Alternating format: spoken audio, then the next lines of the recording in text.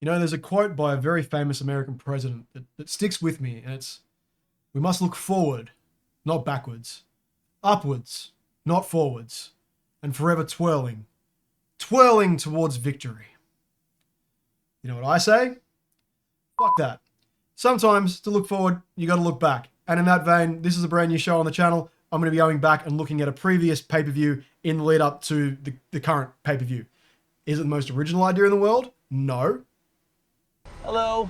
And welcome to Ricky on Wrestling. All right, so we can't just go out and pick just a random Backlash pay-per-view from the past. This is YouTube, goddammit. We need to gamify this. So in saying that, I made a wheel. On this wheel right here, we have every single year the WWE has run a Backlash event. I'm going to spin the wheel, whatever it lands on, that's the one I got to watch, and I'll report back and review it. Okay, let's go. What are we going to get? What are we going to get? What are we going to get? What year of Backlash are we going to get? Oh no.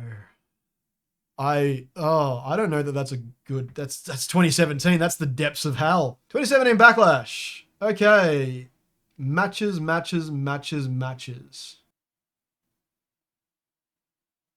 Oh no. Oh no, it's bad. I'm gonna go watch this and I'll be back. Ugh, it's bad. Okay, I'm back. Wow, there's a lot to break down in this pay-per-view.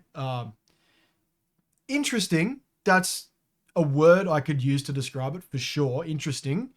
Whether interesting is good or not, let's just start from the top. And the opening match of this pay-per-view was Shinsuke in his debut match on the main roster versus Dolph Ziggler. Now, this was a good match.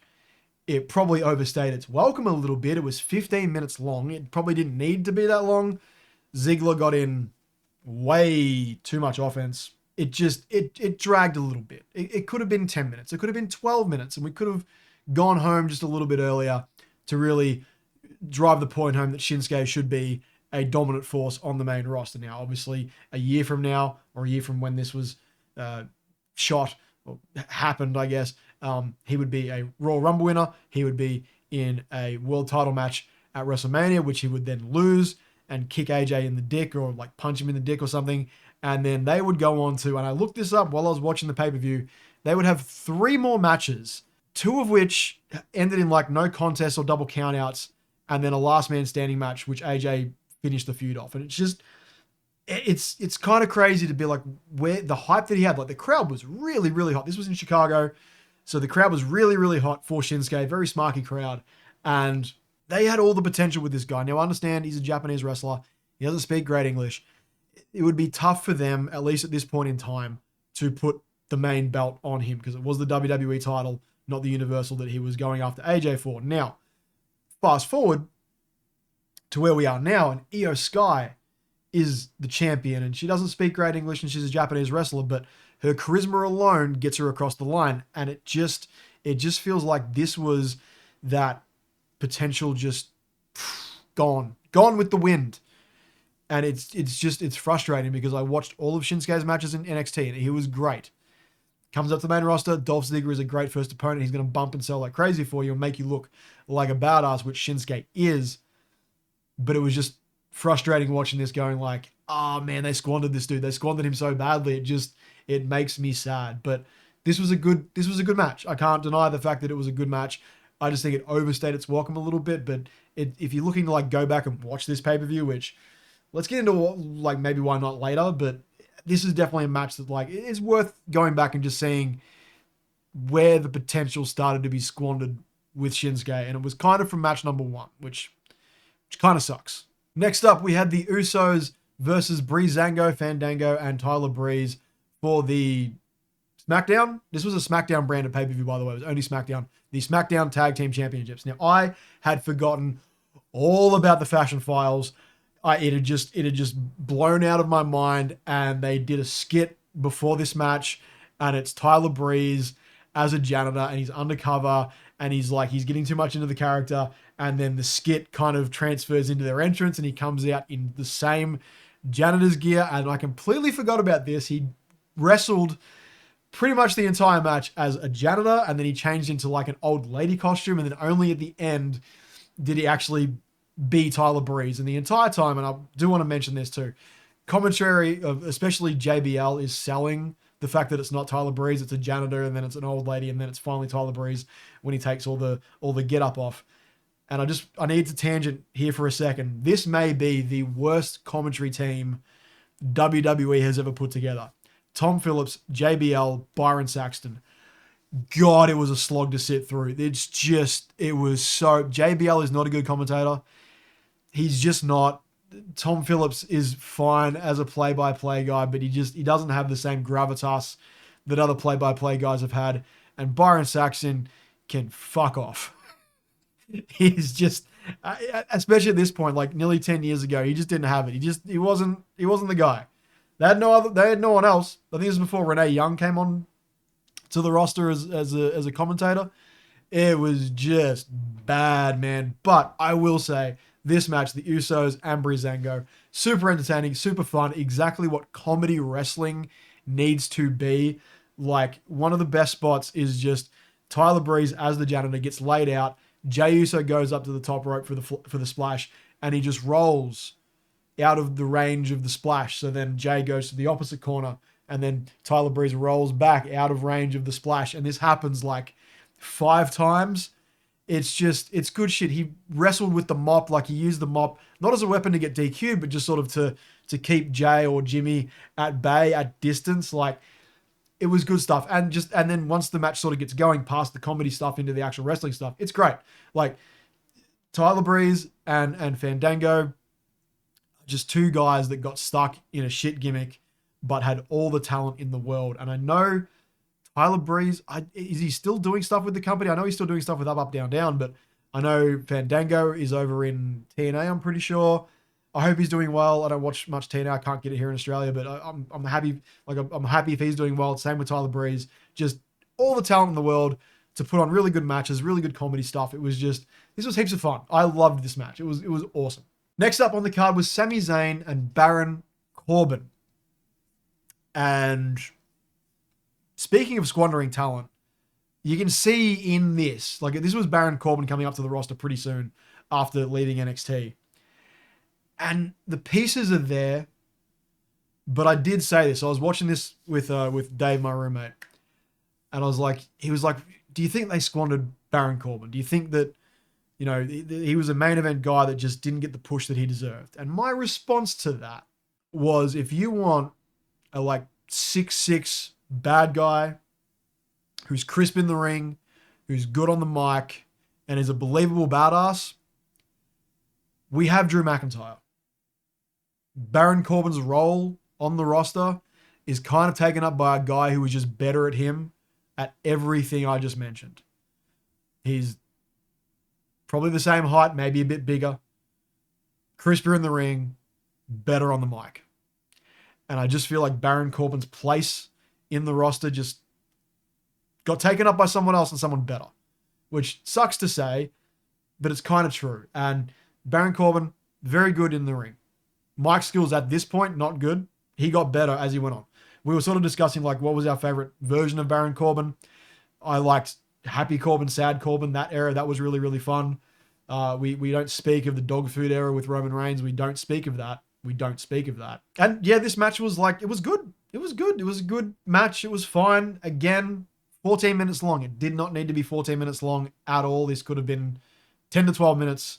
Sammy got the win here. It was fun. It was serviceable. It was good. It was just a good match. Okay, next up is the welcoming committee, which is Carmella, Natalya, and Tamina versus Becky Lynch, Charlotte Flair, and Naomi. I again had sort of forgotten a lot of this era because it's 2017. You want to forget this era. It was pretty bad. Carmella, Natalya, and Tamina went over on Becky, Charlotte Flair, and Naomi. Now, Naomi, at this point, is the WWE SmackDown Women's Champion.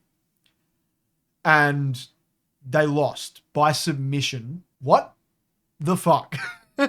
What? Also, James Ellsworth was there. Remember him? Remember No Chin Boy? He was there. kind of dug that gimmick. It was funny. It was like crazy to see this guy who was clearly just brought in as a jobber for Braun Strowman to actually kind of get a gig with the company for like a year or whatever it was, or 6 months. So he was interesting to see again. And yeah, it was like, it just, again, it was fine. It did its job, but having those three wrestlers go over the other three wrestlers was just kind of like, okay, what are we doing with like the clearly the future and the champion at the time lose to Carmella, who hadn't won Money in the Bank yet, I don't think. I can't remember. Natalya, who I have my issues with Natalya. I'm not going to get into my issues with Natalya, but I just don't buy her at all. And Tamina, who, yeah, and they won against, again, I'm going to say it, Becky Lynch, Charlotte Flair, and Naomi. What was going on in this era? I need to know. Okay, next up was probably match of the night. Yeah, I think it was match of the night. It was Kevin Owens, United States champion at the time, versus AJ Styles. Do y'all remember Kevin Owens as the face of America? I had forgotten. Again, kind of blew this era out of my head. Face of America stuff was brilliant. Like, he cut his hair shorter, he shaved his beard like right down to the skin. He looked different, he carried himself differently. All his gear was decked out in like red, white, and blue. It was good. And I kind of remember seeing something about him. Like, he was talking about it on like, it might have been the Chris Van Vliet show, about how they're like, this is a great idea. Let's go and do this. And then just one day he rocked up and they're like, yeah, no, we're just going to go back to you being Kevin Owens. And it's like, but I did all this stuff. Like, I've worked out a new packaging for myself. I'm doing this new gimmick. And they were just like, no, just go back to being KO. And it's like, again, it's like so many cool ideas. So much talent in this era is just squandered. It just makes no sense. It's like you have all these really talented like wrestlers on this roster at the time, and in a different scenario, in a different time period, this whole card, except for the main event, looks really, really good. And it's just, there's just something missing from every match. There's something that just feels off about every match that happens here. It's like these people should go over these people. The matches are too long. It's too drawn out. It doesn't make sense. And it is a microcosm of everything that was wrong with this era in this one pay-per-view. And goddamn, but the shining light of this night was Kevin Owens versus AJ Styles. It's a great match.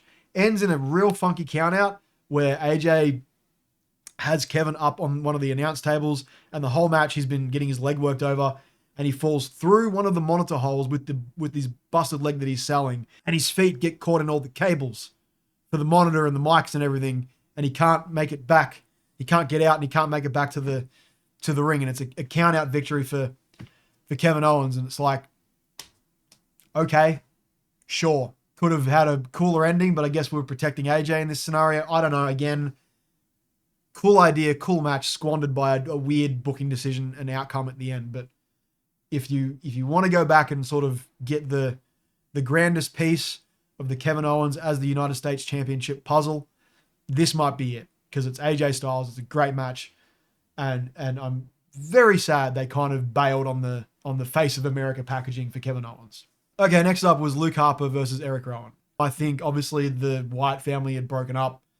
I think Luke Harper was supposed to be the face in this scenario. I don't know. This is also before Eric Rowan had his little spider in a cage. It was a weird time.